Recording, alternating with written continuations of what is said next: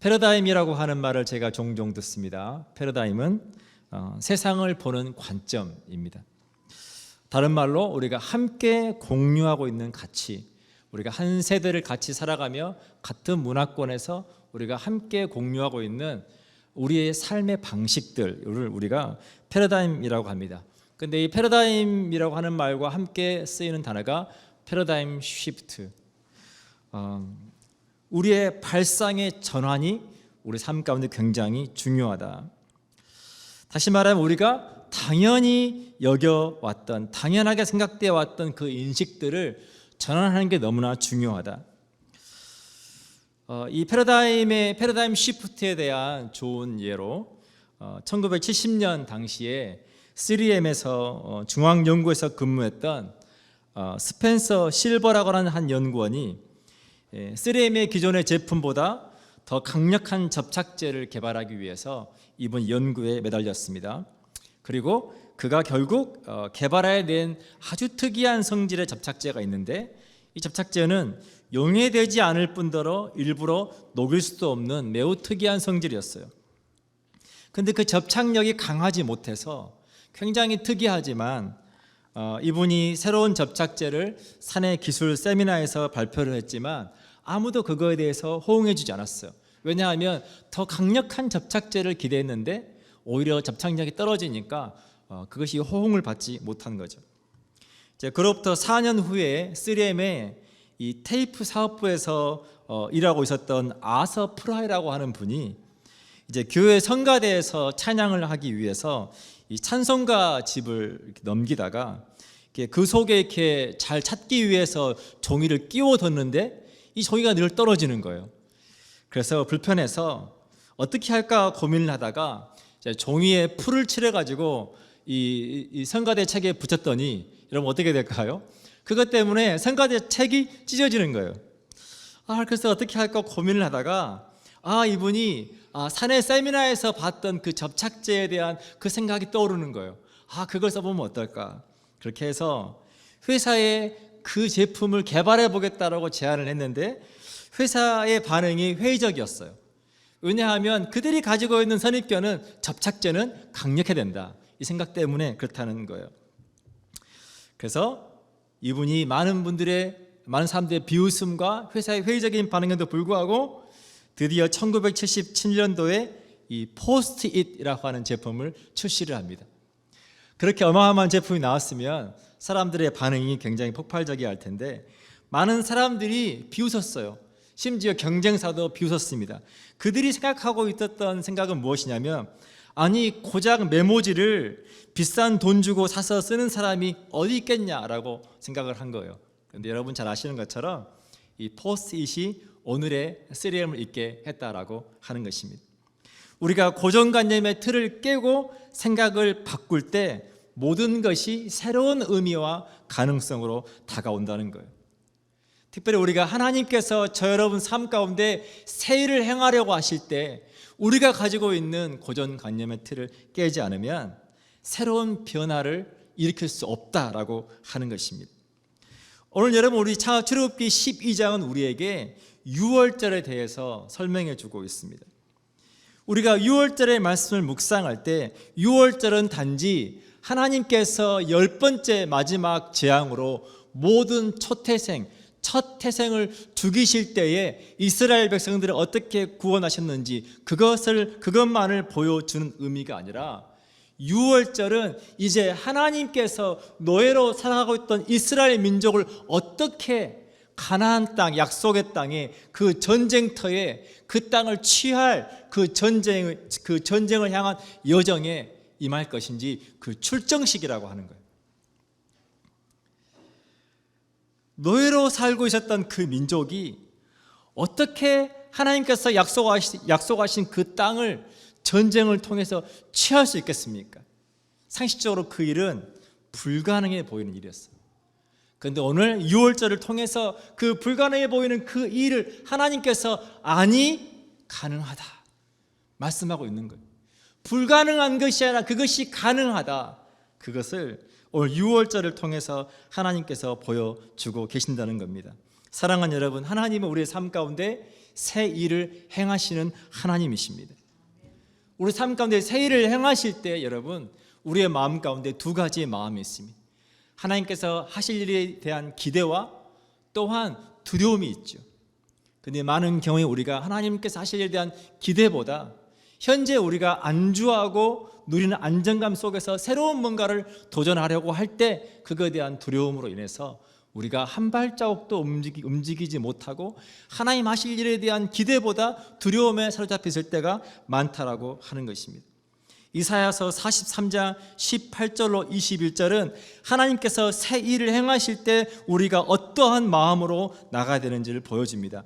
너희는 이전 일을 기억하지 말며 옛날 일을 생각하지 말라. 보라, 내가 새 일을 행하리니 이제 나타낼 것이라.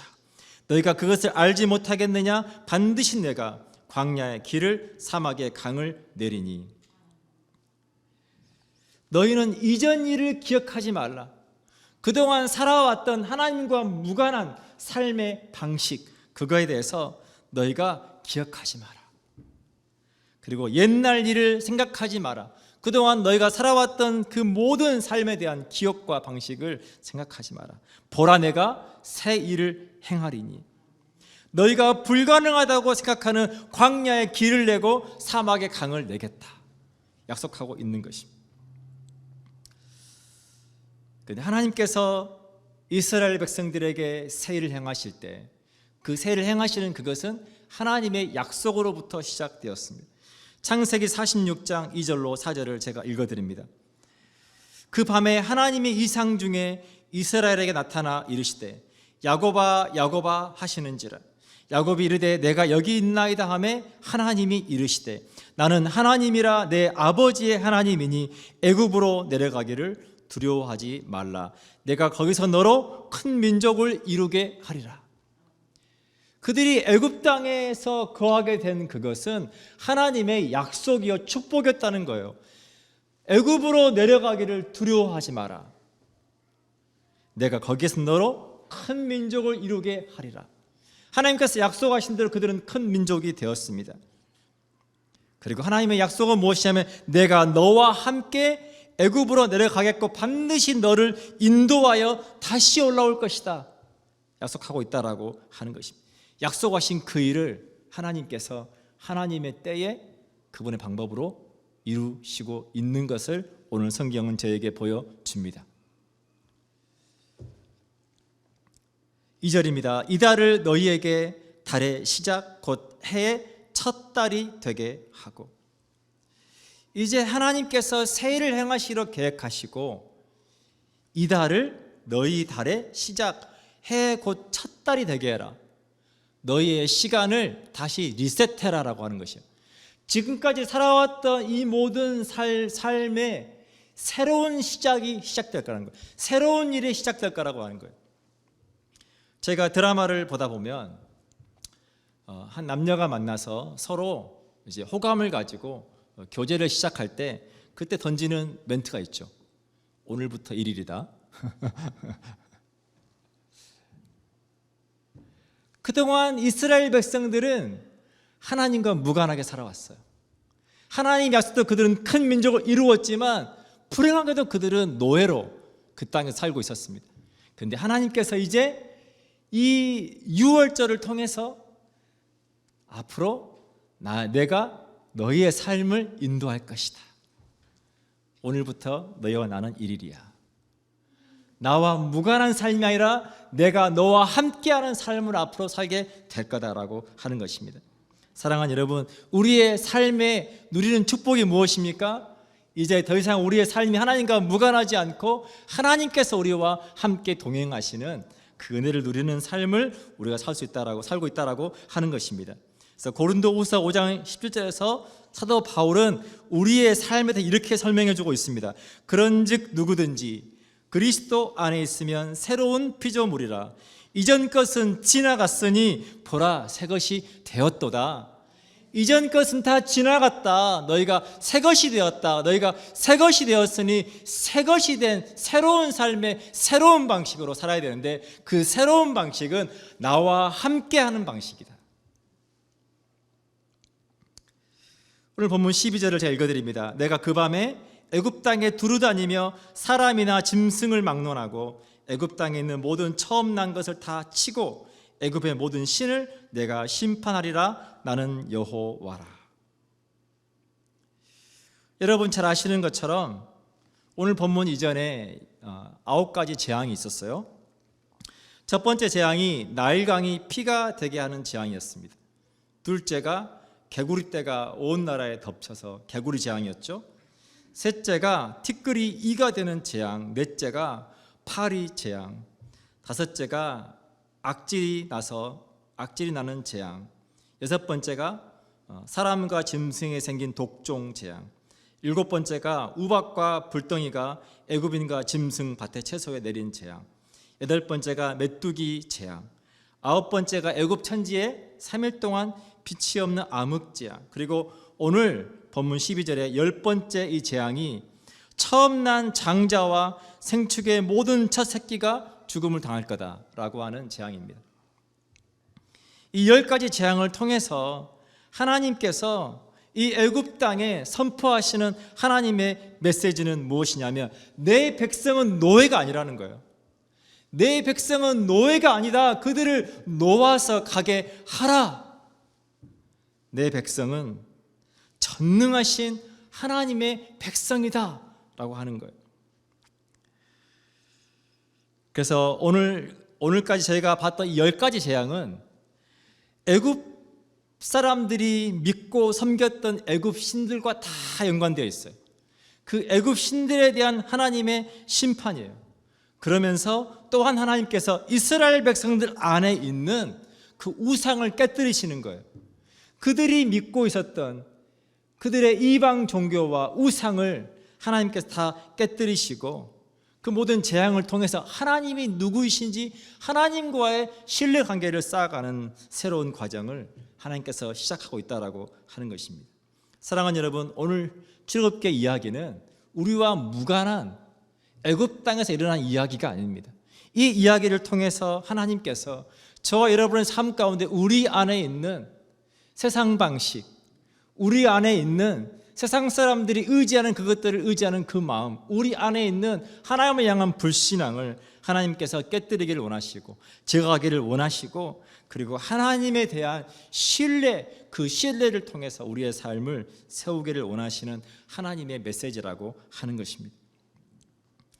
출애굽기 10장 2절에 보면 메뚜기 재앙 때에 하나님께서 하신 말씀이 이것입니다. 내가 내게 애굽에서 행한 일들, 곧 내가 그들 가운데에서 행한 표징을 내 아들과 내 자손의 귀에 전하기 위함이라. 너희는 내가 여호와인 줄을 알리라. 이런 재앙을 통해서, 하나님의 심판을 통해서, 하나님의 기적을 통해서 하나님께서 내 아들과 내 자손의 귀에 내가 누구인지 그들이 알도록 하려 함이라. 오늘 이제 본문 3절부터 11절까지의 내용에는 너희는 이스라엘 온 회중에게 말하여 이르라. 이달 열흘에 너희 각자가 어린 양을 취할지니 각 가족대로 그 식구를 위하여 어린 양을 취하되, 이제 어린 양을 취하고 그 어린 양의 피를 집 좌우 문설주의 임방에 바르고, 그리고 그 밤에 그 고기를 불에 구워서 무교병과 쓴 나물과 아울러 먹으라.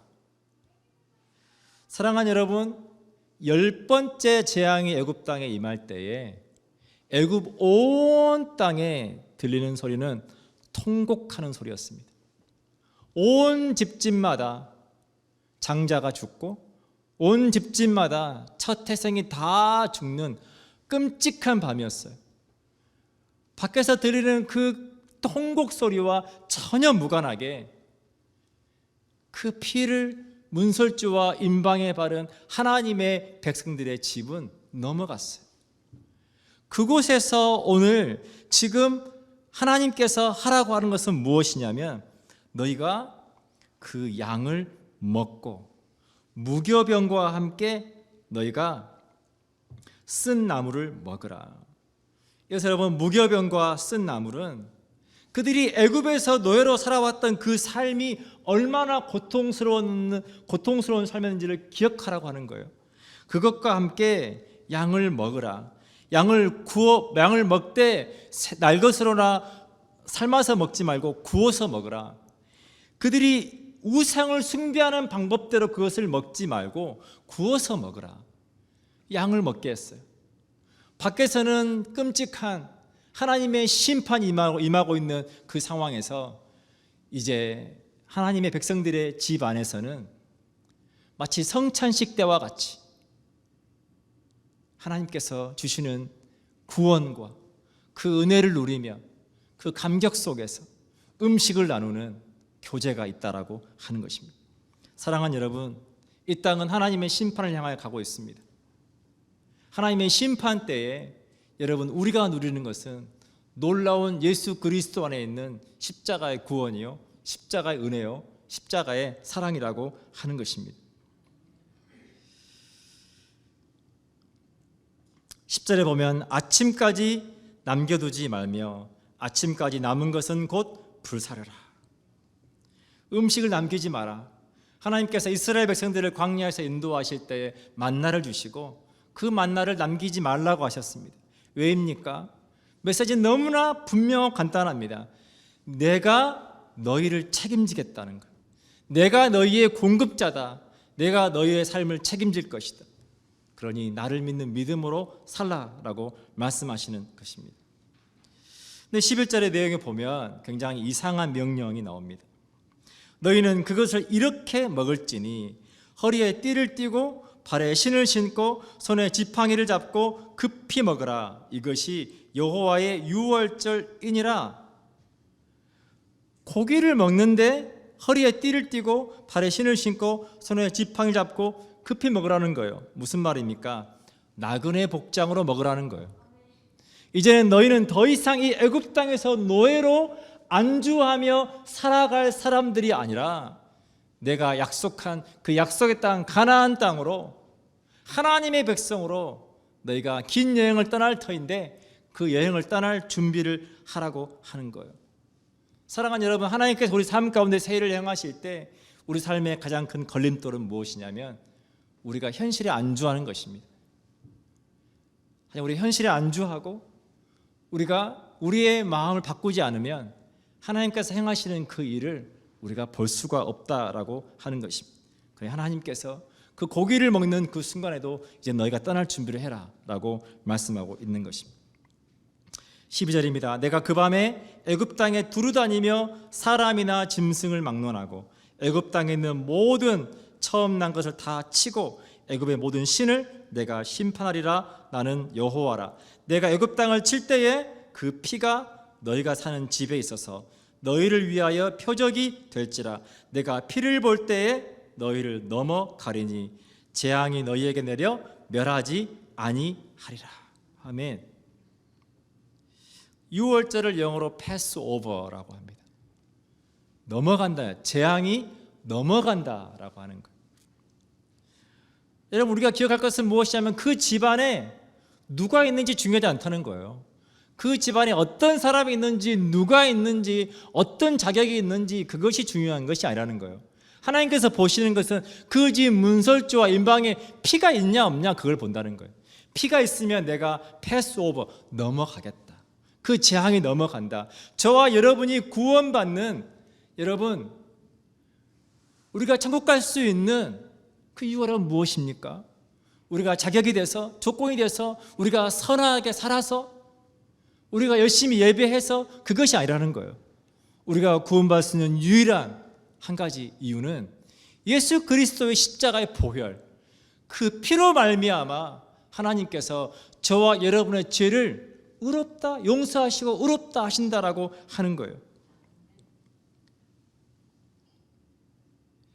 그래서 로마서 3장 23절로 28절 우리에게 이렇게 분명하게 말해줍니다.